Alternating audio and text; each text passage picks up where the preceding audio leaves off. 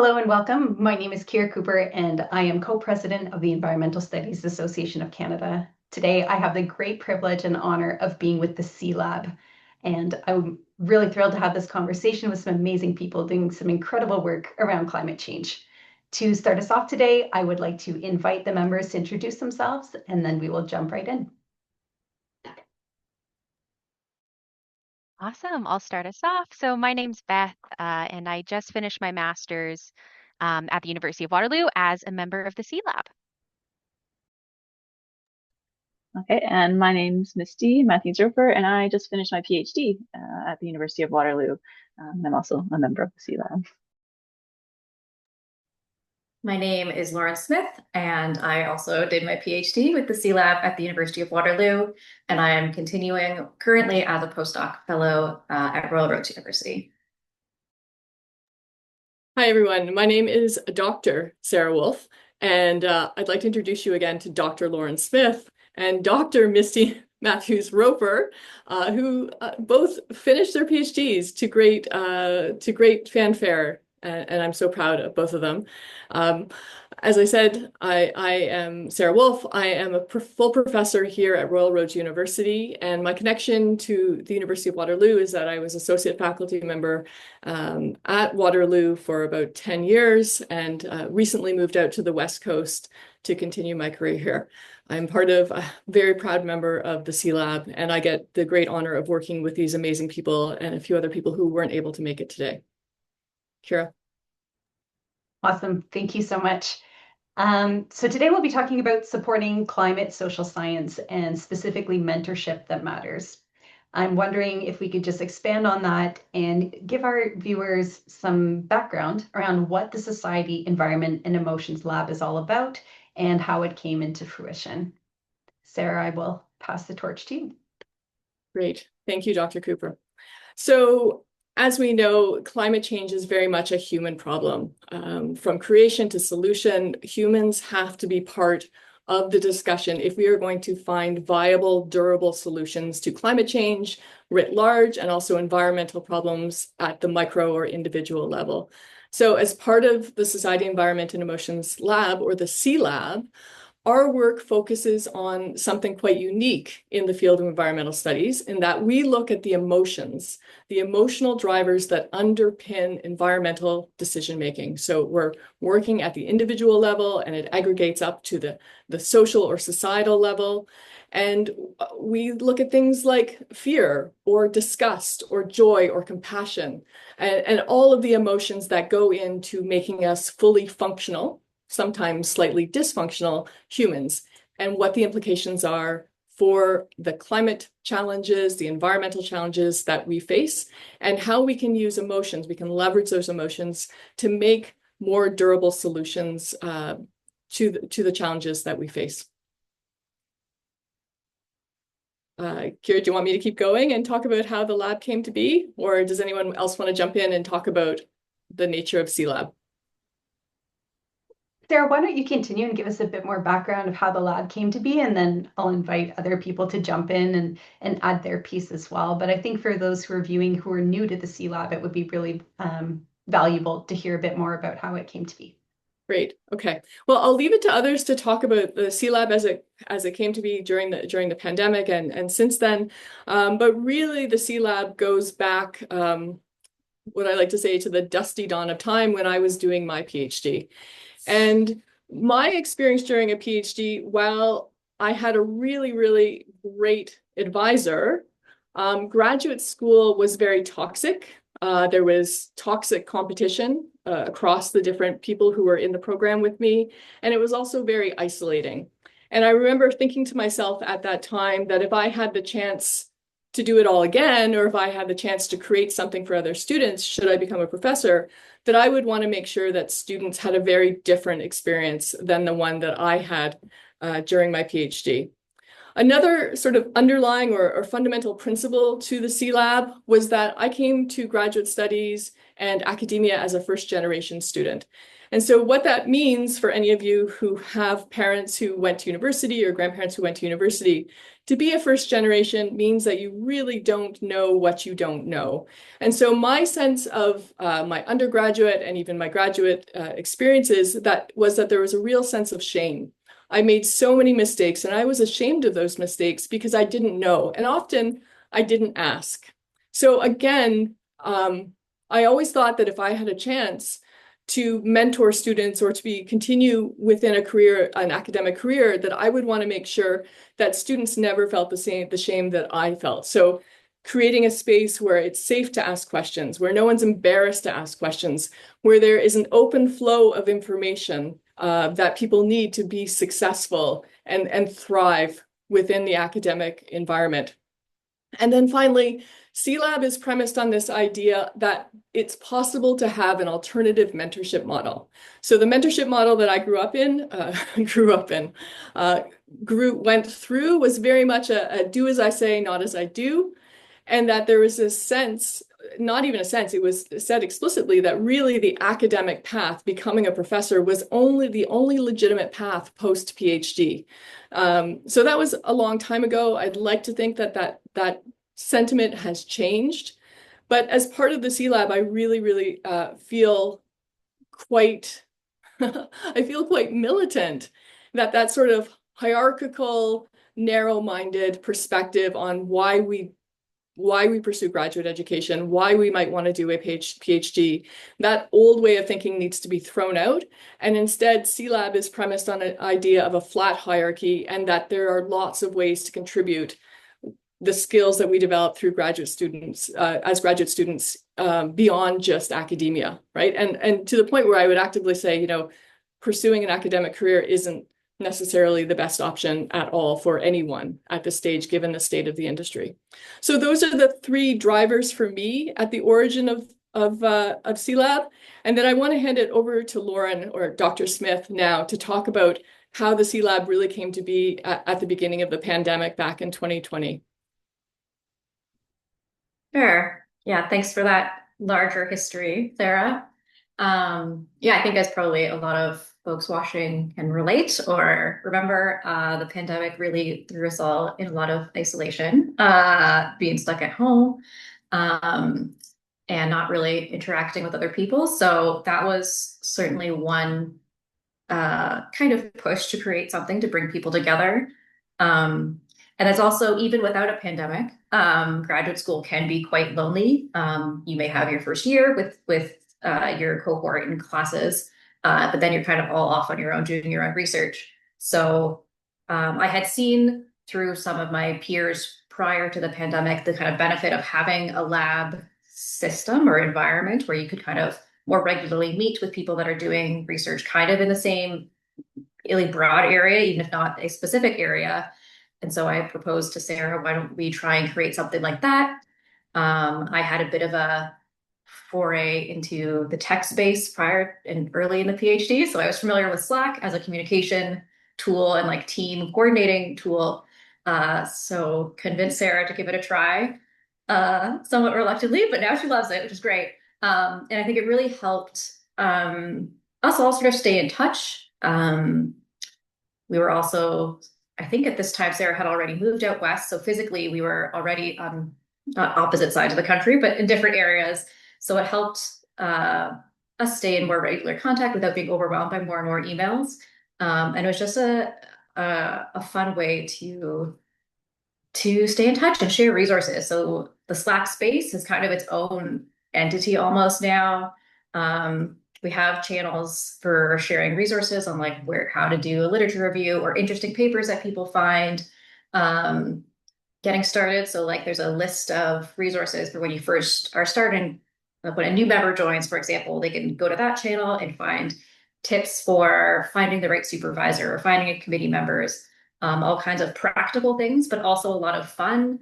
There's a whole cooking challenge thing. There's a channel for holidays and celebrations and milestone achievements so that we can kind of keep celebrating each other and support each other. So the community piece, I think, is just as important as practical tips of how to survive grad school, but then how do we thrive through grad school, I think is the other thing that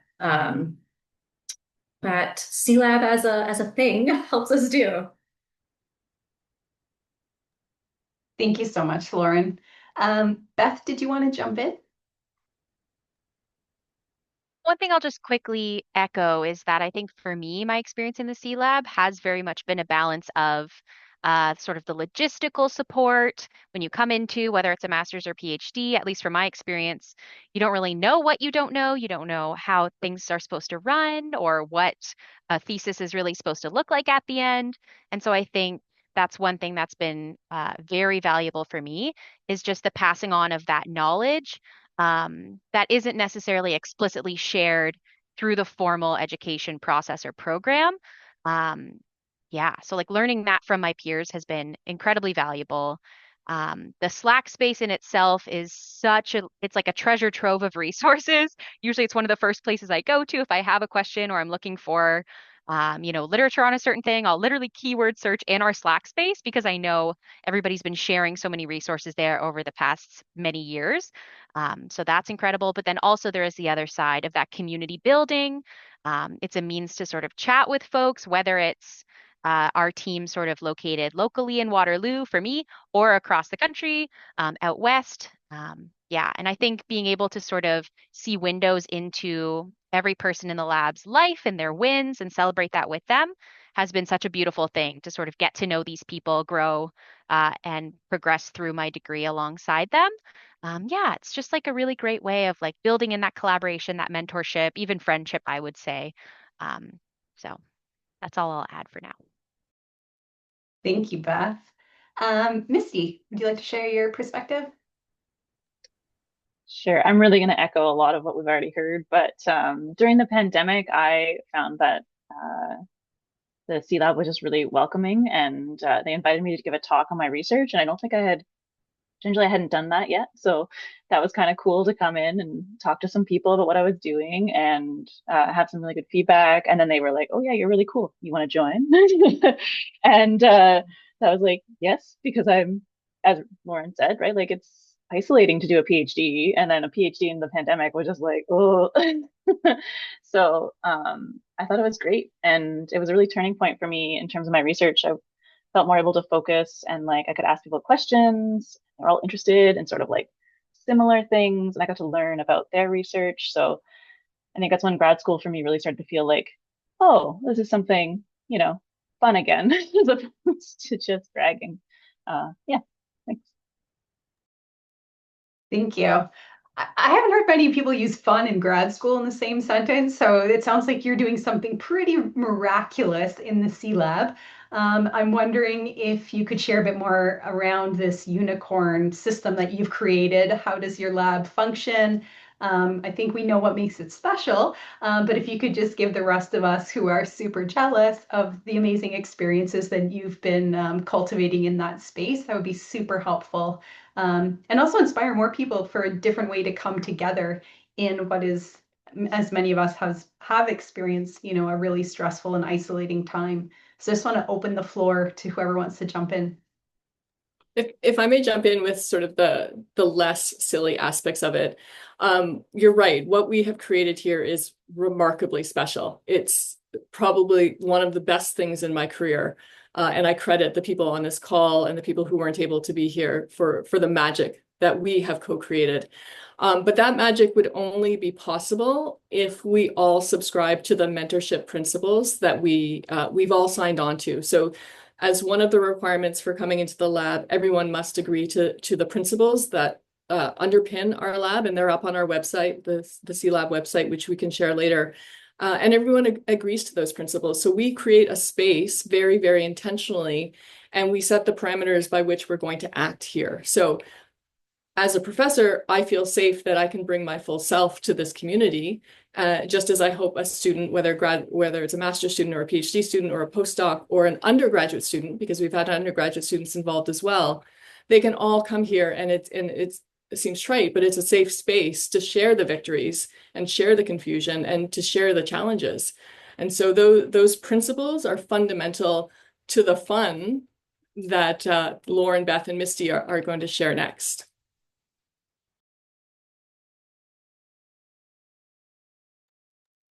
I guess my name went first, so I'll jump in next. How does it function? So I guess a bit sort of in between the fun and the in the serious. I'm not sure exactly what the right word is. There is, so in addition to the principles, how you could sort of describe how the model works. As I was learning about different sort of mentorship models, we sort of are similar to, but different from, distinctly from what's called a cascading group mentorship model, where there's your senior in this model, which is not exactly ours. There's a senior leader or faculty member in charge of the lab, which would be Sarah in this case, if this was our model, who then sort of instructs and teaches the initial members, and then they share that knowledge downwards. So a cascading waterfall, hence the name.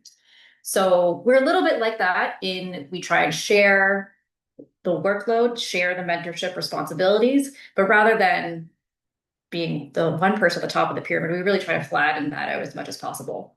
Again, I think as we've mentioned, it's not always possible. Sarah still has to do some admin tasks, being the supervisor advisor role, but we do all learn and share from each other, which I think is really great. And people come in being an interdisciplinary space as well. People come in with different backgrounds, and so that really sort of helps encourage that like collaborative and co-sharing and co-leading task as well. People have different perspectives to contribute ideas or to ask questions about different research projects and like, oh, have you thought about doing it this way or looking at it another way? So in a way, it's sort of very natural, or if that's the right word, of how all the collaboration happens. But it is intentional. We're making sure that everybody feels safe and we're all nice people at the same time. Yeah. Anyone else want to contribute thoughts there? And I can hop in quickly. The way that I think about, or I think have experienced this sort of model that we're talking about, is almost in terms of like the idea of like paying it forward. So I think when I came into the lab, um, I was welcomed with open arms. It was very celebratory, which was so nice. And I remember distinctly having conversations with different folks who had been in the lab for a while, sort of picking their brains, learning from them and their experience so far to try and set myself up well, in addition to just sort of connecting one-on-one to sort of get to know and meet all of the faces, whether in person or virtually, as a part of the lab. And I think that was so valuable to me. And listening to some of my peers who aren't a part of the C Lab, who were in my cohort, it sounds like that's not an experience that's necessarily common, which is unfortunate. So I feel really lucky to have had that. And so I think a big part of this mentorship model is that idea of like, I had that coming in. It was incredibly valuable and throughout, not just at the beginning. Um, and so that's something that I've tried to reciprocate for students who have come into the lab since I started. So, I always try and be a friendly face and say, hey, like, I know you're new to the lab. Let me know if you have any questions, whether that's sort of emails or bouncing ideas off each other, talking about different research methods.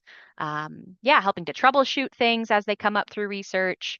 So it's very much I think a system that we all kind of agree on is that idea of paying it forward, trying to contribute where we can to creating that atmosphere of collaboration throughout the lab and making sure everybody feels supported. And again, that we can kind of benefit from each other's unique wisdom learning experience.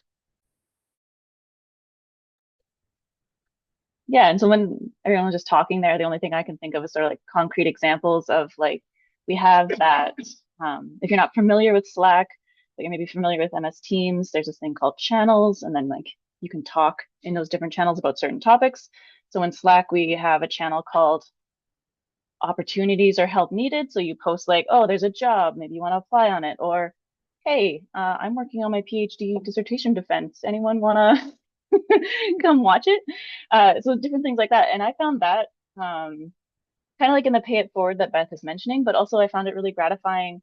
The first time I did that for someone, I think they're preparing for their PhD comps. I think it was Steph. And I remember was like, yeah, I'll go to her presentation. What am I going to be able to help her with? But then I was there watching it, and I was like, oh, like I actually know, like I could say something to her that like hopefully help her. And that sort of just like built up my confidence as a scholar, researcher, whatever you want to call it, someone who can be an academic, who could be there and say things to people whose research I really don't understand. And so like I did that a couple times, and then obviously as Beth mentioned, like people do that for you as well. Um, and yeah, I just felt that was really helpful. And we had like the writing group that was really great as well. Sort of space to work together, and encourage each other to work on our projects and not just procrastinate. I think one thing, just in terms of the mutual support, that intersection of support and productivity, and then we have talked a lot about what it means to be efficient and productive, and that's a whole other conversation unto itself. But Stephanie is working on her doctorate here at Royal Roads, and she wasn't able to join us today. But one of the contributions that she's made, for years now to the lab, is that she's managed our monthly check-ins, or monthly, I can't remember what she calls them, but the idea there that Stephanie came up with is that each of us would articulate 3 individual goals as well as reward if we hit those goals at the end of the month. And then there's a daily check-in in Slack. And speaking for myself, like this has been hugely helpful for me, and because believe it or not, professors do occasionally procrastinate. It does happen. So having that accountability, that soft accountability in lab has been absolutely amazing. Another thing, I guess, from a faculty member perspective is my approach to mentorship and to graduate advising is quality over quantity. And so I don't want to have 20 graduate students under me or under my advisory care. I want to have 5, maybe maximum 10, so that I can invest and give those students everything that they need to be successful. And one of the things about C-Lab is that it helps, I guess, extend or amplify the resources that I can share with students, because it's not just me. It's not just me suggesting literature. It's not just me providing feedback. And that's great. It's great for the student. It's great for me. And I think that the students get a higher quality experience and feedback because it's this diversity of opinions that they're hearing, and not just from one professor who is very, I don't have all the answers. I would never claim to have all the answers. And so I think it makes both a richer and better quality advisory experience for students when they're doing this peer-to-peer learning within our lab environment. Thank you for that, Sarah. I just want to weave some of what you said with what Misty brought up around this theme of togetherness, and that's why a lot of people are attending Congress this year. And I'm wondering what it's like practically gathering all these different perspectives together, and if people on the call are willing to talk about that, because it sounds like you're bringing lots of different people, very transdisciplinary backgrounds. So what does it look like when you're bringing together such diverse views, perspectives, values under one lab? Maybe Lauren, I'll pass the torch to you this time. Sure. Well, I think really we have to congratulate Sarah on like being able to attract some really great students that are interested in joining the lab. I think folks that have joined have all been really wonderful people, and we've been really fortunate for that, and everyone's sort of been able to help each other out. It is a bit of like you kind of tying with the pay it forward of also like you get what you put in. Sometimes some people may, like for a month, or if you're really busy, people may not be able to engage as much, which is too bad. But when they are, it's really beneficial and helpful for everybody. And so that's always great to see. And I can think of one specific example when we were still kind of small in earlier days, and Sarah was thinking of adding another student into this space, or like we're talking about it. She was like, hey, like, would you be up for meeting this person virtually and like make sure the vibe was right, that like making sure that we're bringing somebody in who would fit with the space, because it is like a culture, right, that we're maintaining and trying to foster. And I don't know, it was like a vibe check, I guess, right? And everything was fine. And and they joined, and everything was wonderful. But it was nice to also just have that, like, hey, what do you think about us adding another student in or another member to the group? Because at lab, especially being in the pandemic, we had grown quite close over the Slack and shared lots of personal things. It was a really difficult time, and I think we also needed the like um social support, connectivity, togetherness that the lab was able to give as things were challenging. So I think maybe everyone was a little protective at times, right? So you want to make sure that this great thing that you've created can stay great as it grows. And it has grown quite a bit. I think we started with maybe 5-ish people at the very beginning, and I don't know how many people are here now, because also some people finish and then leave, so the number has fluctuated. But thinking of the larger number of people, there was a lot at one point, I know. I think I've got on a bit of a tangent, but No, that's great. Thank you, Lauren. Beth, did you have something you wanted to add? Sure, yeah, I think again, it might be echoing some of what's already been said at this point. Um, but I do think like an asset to our lab is the fact that um, we're all kind of under this maybe similar umbrella or similar area of social sciences, often focused on emotions. But I think we are all very diverse. We've come from different places, we have different backgrounds, different experiences within and outside of academia. Yeah, we're in different life phases. Yeah, it's just a diverse group of people. And I think I find that to be an asset because it challenges you as an academic, I think, to see your research and maybe explore what you're trying to achieve from different perspectives. Yeah, so I think it's kind of nice in that way where chatting with different folks in the lab, asking for feedback or reaching out for support, you get a diversity of response, opinion, thought, experience. And I think that can be really valuable to help you try and navigate your way through whatever the problem might be. Mm, Yeah, so I'll just kind of echo that sentiment. Thank you so much. And just picking up on your milestone, Misty, I know you just recently celebrated a huge milestone, completing your PhD. So just taking a moment to celebrate that and also invite your perspective. For sure, thanks. I just sorry, I've totally lost track of the question because you complimented me. Could you say it again? No worries. The post-PhD haze is a real thing. Yeah. Yeah, so we're just speaking on the practicality of bringing so many different perspectives into the group and, this whole notion of togetherness and what that's been for your experience. Sure. Okay. So I feel like everybody's kind of talked about like sort of the research and the differences of perspectives there. Um, if I may, I might talk a little bit about the personal side of like bringing different perspectives, and like Beth kind of touched on it, like, we're on different life trajectories and whatever. So during my time in the C Lab, I had a baby and was on mat leave for a little bit, and there was another senior lab member who had also done that.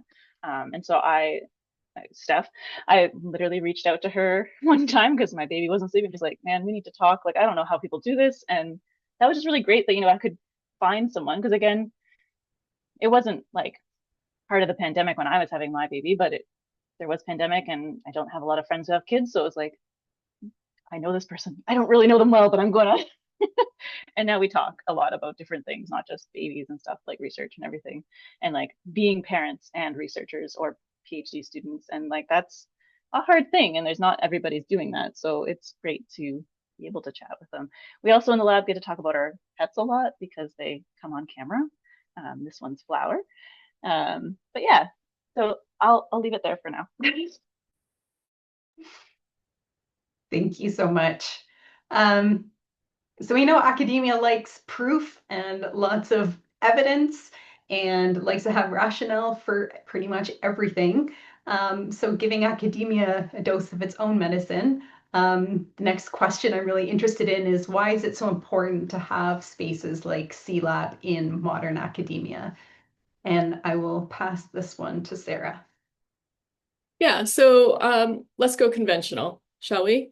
Lauren will know the numbers more than I do because I don't really track them. We've produced X number of fantastic manuscripts and book chapters in high-ranking journals. We've had 4 graduate students give birth to 4 babies, and those graduate students have finished and thrived.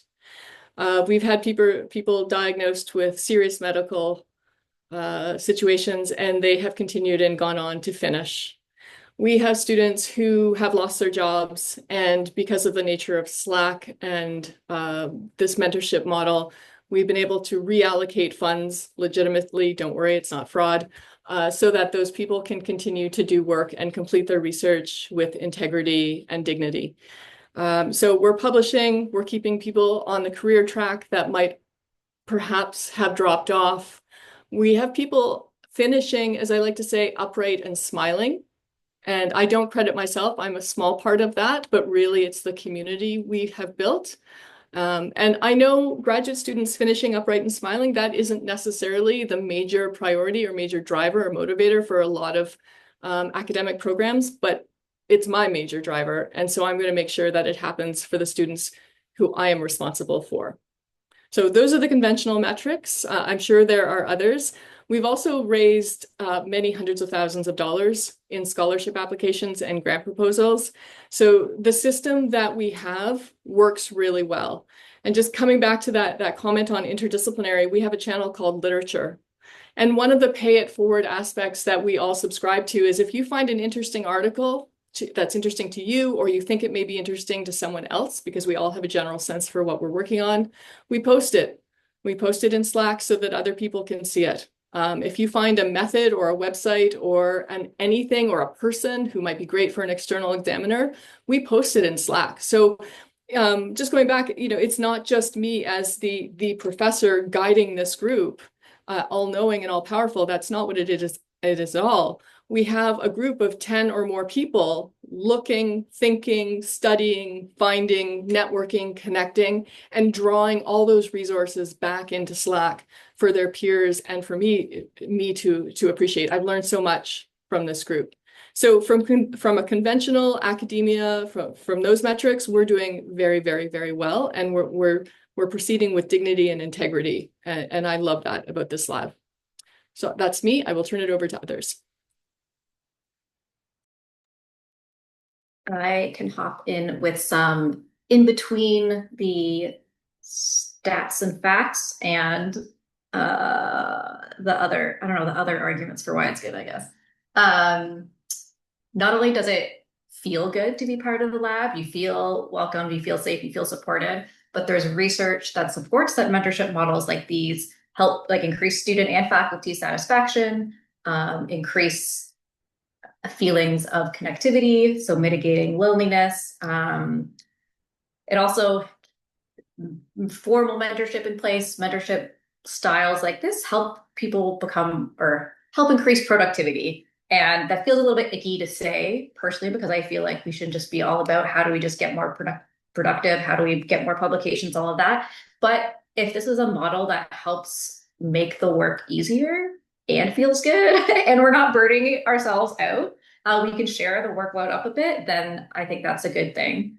Some of the things I've been able to do through my postdoc is lend a hand with some master's students that are finishing, they finished their defense and they're getting their publications out. So I've been able to sort of help with some editing, help get those publications out, which then could help them if they want to do a PhD and then get scholarship support for PhD, for example.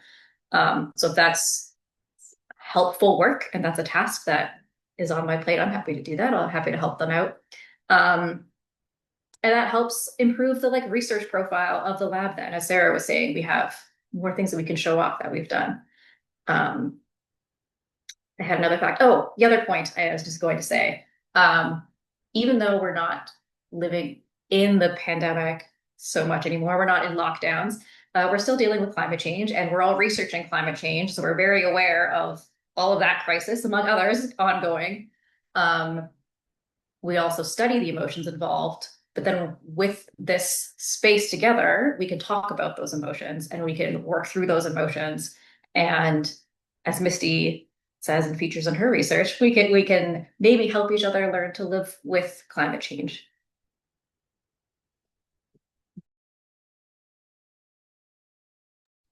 should I maybe talk about that a little bit? Okay, yeah. So yeah, as Lauren said, we're all kind of researching similar things like climate change and emotions that concern people with climate change, or how people are concerned about climate change. That could be good emotions, bad emotions. Okay, we don't want to say those, but yeah, you know what I mean when I say good and bad emotions. And then yeah, so I think the C Lab is kind of a space to also help us learn to live with climate change, which is then a concept from sociologist Blanche Burley. Some people might be familiar with, and she sort of thought that, very very broken down what she says, uh, that sort of talking about your climate emotions with different people, learning about climate change as not just this scientific numbers game, where like, the CO2 is getting more and more, it's getting hotter and hotter, we're losing so many animals to extinction. Like, you can actually feel it and learn about it and express those emotions with others, and tell sort of the story of climate change through a way that is not just scientific. It will be better for everyone, and we'll be able to like imagine a world where we thrive as opposed to are living in crisis. Yeah, I think the C Lab is a opportune moment to have that on a microcosm, in my mind at least. Um, yeah, I'll leave it there for now, I think. Misty, we could be one of your novel reading groups. You could just keep going with that. That would be awesome.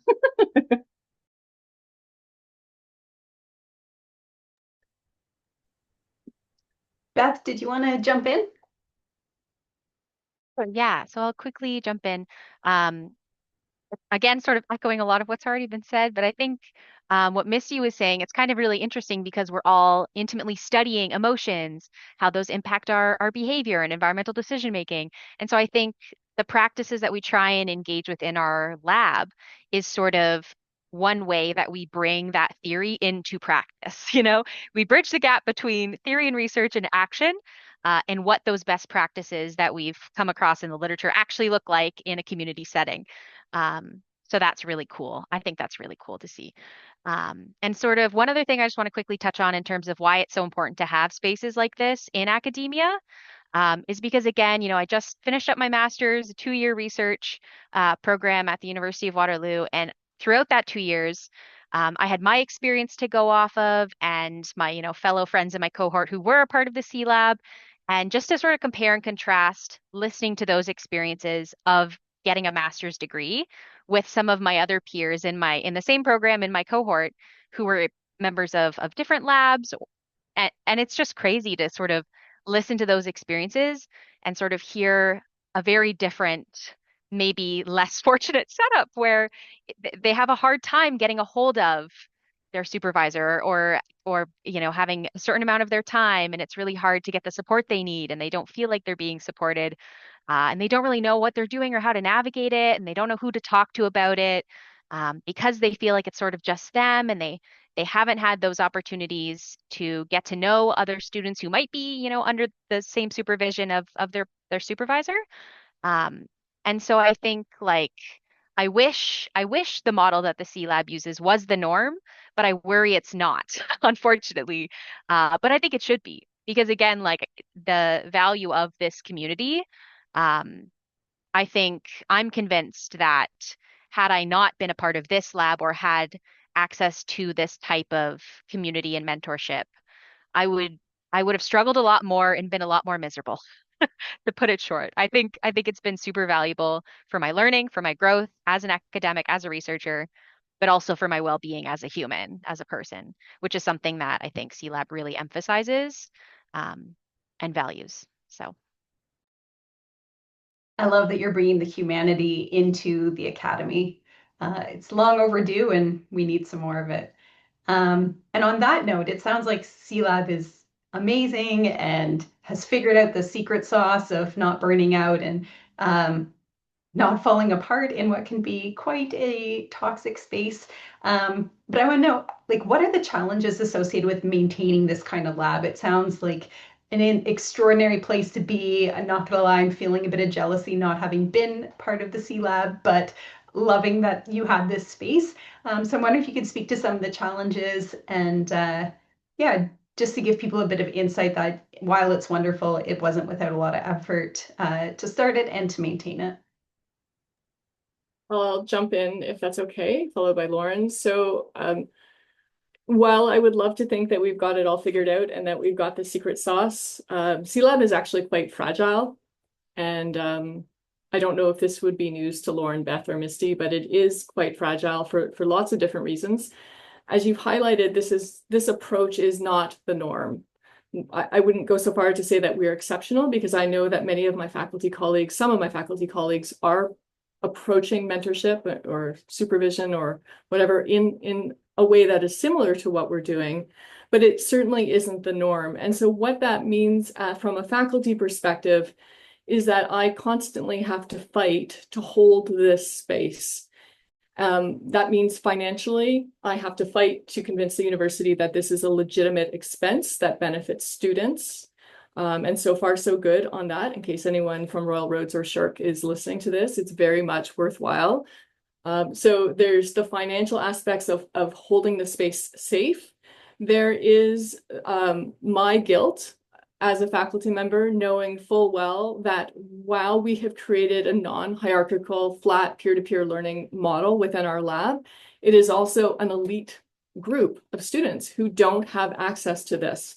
And so, for example, I teach in a graduate program, and I know that 99%, if not 100% of those students who I'm teaching will not be part of my lab and have access to the resources, the immense resources that the students here have had access to, or new students coming in. So I feel a lot of guilt about that. The other problem is that the lab as it currently exists, the lab and the advisory model that I subscribe to, that I'm committed to, doesn't fit within the conventional expectations of my role as a professor. In some cases, the idea is to have more students than fewer students, and to advise en masse. So that quantity versus quality approach, which can work, and people can do it as faculty members, but I'm also not interested in burning out. So it would be very hard for me to have more students than I currently have and provide the same quality of advisory service to those students. So I'm very attentive. In order to keep the lab safe and functional, I'm very attentive to the pipeline of students that are coming in as new recruits and as they're moving out, because it's easy to say yes to all the students, and then the overall quality, because I'm too tired, is diminished for everyone, and that's really not acceptable. And then finally, the thing that is probably the current risk to C-Lab is that we're about to have a huge turnover in membership. So almost all of the master students have finished or are very close to be. Yeah, pretty much all of the master students have finished. Almost all of the PhD students have finished, have a couple postdocs sticking around and maybe another one coming in. But my concern is that we will have a loss of culture. That I'm not sure if it was, I think it was Beth and the pay it forward idea, and sort of modeling the healthy culture and contributions that we make as members to the lab. And so usually it would be better if we had a few more people sticking around for a bit longer, so that we can transmit that culture, the cultural norms of C-Lab, to the new students who come in. But I will have to look to the postdocs to help me with that.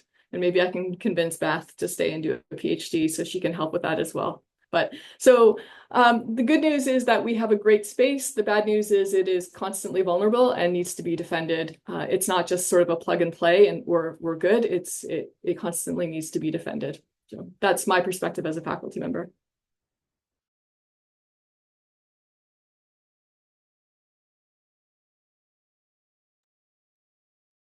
Lauren, I think you're up next.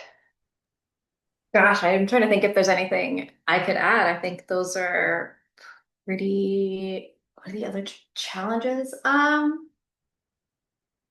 think it's really what Sarah mentioned, like keeping the culture and activity, I guess. You need people that are like, everybody has to be giving, right? It's, you get what you give, you pay it forward.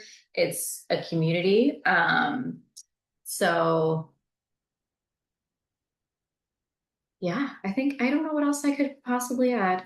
Other than like it so I guess I think we've been lucky in that it has felt very natural, us sharing and like being vulnerable has felt safe and natural to do. But I could see in other situations where that might not be the case. And maybe with the huge changeover, it might there might have to be some intentional work to welcome the new cohort or new people in as it expands again. But does that feel like nature and what should be happening anyway? Hmm. Well said. Well said. Beth or Misty, does anyone have anything you want to add to that? No? Okay. So I'm going to throw everyone one question for closing. What is your top lesson or takeaway or opportunity that you've learned from C-Lab that could inspire people listening to carry this kind of idea or to create similar spaces elsewhere? Or another way to frame it, like what is the gift that you've taken from C-Lab that you would like to pay forward or encourage others to pay forward? So for this one, I'll start with Sarah. You're unmuted. Do you want to start?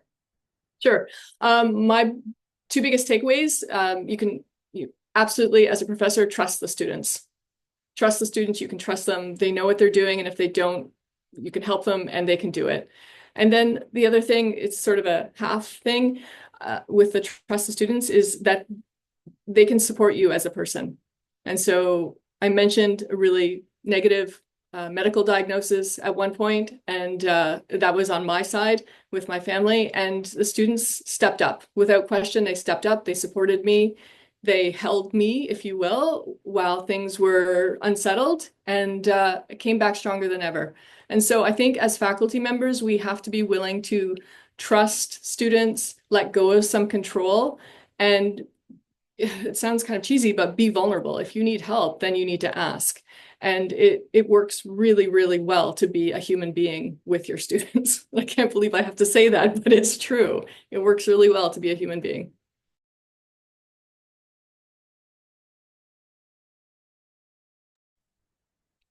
Uh, so that's a very was a very strong one. I'm just going to give a little bit of light and fluff because that's what I live for. And I think that's also like one thing as an opportunity, if you're going to have a supportive space, you have to be, as Sarah said, human, and that is also being light and fluffy and finding sort of traditions and ways of keeping us all connected, right? So I came in, you guys had your recipes and your holiday challenges. You all bake like mad people, my gosh. Amazing, the creativity. Um, and then we also got to introduce Sarah to bubble tea at one point, and that was probably like just a mint moment. I don't know. It's like continued on. We have an annual bubble tea day now. Anyone else wants to join? I think it's like February 28th, 26th, something like that. You can feel free to do that. But we just send like silly selfies of getting bubble tea because why not? You need it. Academia is hard. You need these little traditions that just make it livable.